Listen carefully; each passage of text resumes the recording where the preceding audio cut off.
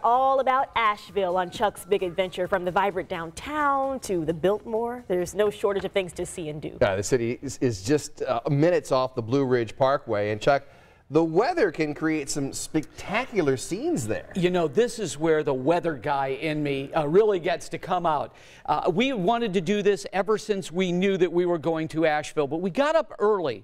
Real early one morning to catch a sunrise and another natural phenomenon.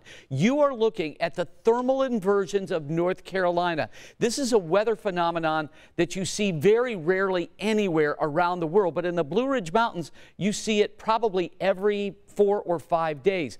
That looks like fog, and it kind of is.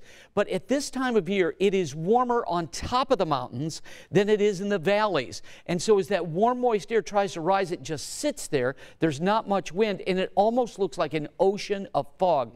People drive from around the country just to get a glimpse of that. For instance, at the Overlook, where our photographer Steve Rhodes shot that, and our producer Megan Simpson and I, people were there basically all night to wait for the sun to come up and to catch that beautiful sight. And of course, what comes up must come down. We also caught this stunning sunset while we were there, and you'll notice the change in the colors. At the elevations about 5,000 feet, we were already past peak in mid-October, but it was still green on the ground. But look at that sunset. That's a scene from the beautiful observatory on top of one of the mountains about 45 minutes outside of Asheville. It's a beautiful, beautiful place.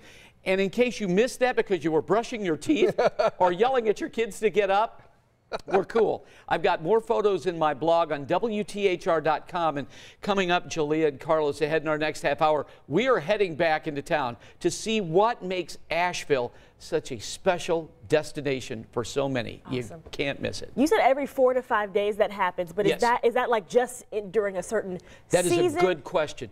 The best time to see the thermal inversion is autumn, and I would say particularly between September and the end of November. Yeah. And that's also when we get the most guests on the Blue Ridge Parkway. By the way, the Blue Ridge Parkway has ranked #1 as far as National Park Service visited units. That's what they call them. 71 out of 74 years. 15 million people every year. I can see why easily. That's going to be amazing. You got that all morning long with Chuck's Big Adventure.